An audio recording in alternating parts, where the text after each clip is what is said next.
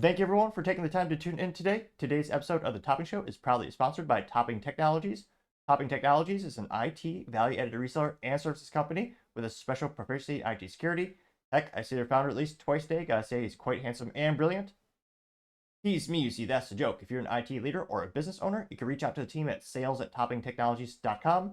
Also, for the entire month of July, giving away a free 50 caliber musket or flintlock pistol with every IT purchase. Go to toppingtechnologies.com to learn more. Lastly, trying to get to 4,000 subscribers by the end of the month. So if you could click that button and tell your friends, I would greatly appreciate it. Now going over to the business part of the podcast, you have Volkswagen considering closing their Brussels plant, and it causes their stock to drip a little bit. Now, this is brought to us thanks to the OG news network, Yahoo Finance, which used to be, I was going to say, the original search engine for most of us back in the day before Google just took over completely. And it's only about a minute long. Their voice is Brad Smith and Shiana Smith. Their voice is a little bit better than mine, a little more eloquent. We'll go ahead and play that really quick. Look at some of the auto stocks this morning. Volkswagen shares are falling after the company considering closing its Audi About $11.95 per share if you're just tuning in on the audio. plant in Brussels over weak EV demand. Yahoo Finance, a senior autos reporter, Press Subramanian, is here with the details. Press. Yeah, a lot going on here with this warning from VW talking about how they're lowering their operating return on sales or gross margin about 1% from 6.5 to 7 to 7 and 7.5, or reverse that. But the big issue here is you mentioned that shutdown in the Brussels factory. Now that factory there makes high-end EVs like the Audi e-tron Q8, which is a very expensive EV. And I'm not surprised by that because of the fact that demand is just high. It's harder for an $80,000 to $90,000 EV. But I was just in Europe recently. I mean, especially an Audi EV? I don't think so. Germany and Sweden, and cheaper EVs are everywhere. Volkswagen EVs, Volvo EVs, the cheap ones are there. That's what people want, and that's what they're going to shift more towards is the cheaper EVs. It's not an issue of demand from that point of view. It's harder for the higher price stuff. Even in China, even in the U.S., Jim Farley, Ford CEO, says we need to make cheaper EVs and make them affordable. And look what's happening. Their EV sales are up with the Mustang Mach-E, also the Kia and the Hyundai cheaper EVs. Yeah, Ford also lost $132,000 per EV sold Q2, so just keep that in mind. Moving towards profitability, but not quite there yet.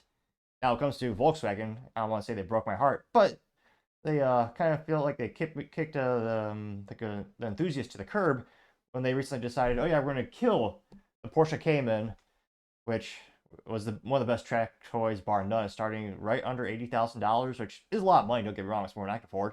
But for a fun track toy, they can just go out there, have some fun, well balanced, pretty good power. Not the most power, but downshifting into a corner, you can't beat that feeling.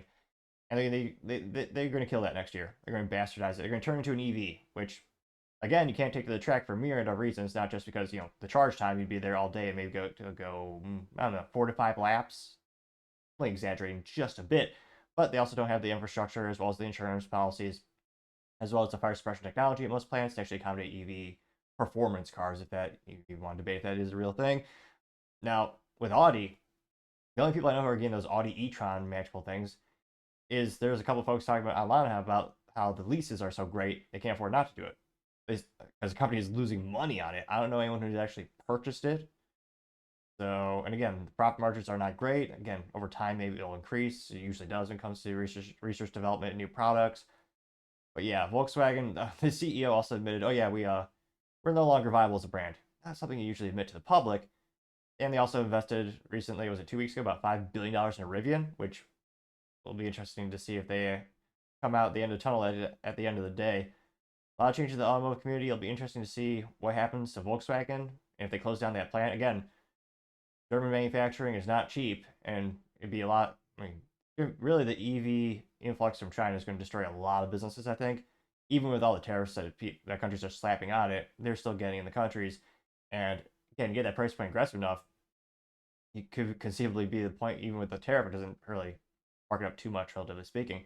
But let me know in the comments what your thoughts are. As always, it'd be fascinating to hear what you have to say.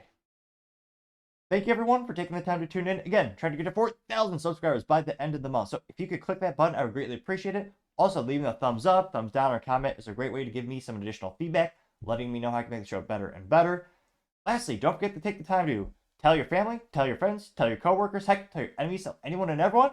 Just stay safe, fight the good fight.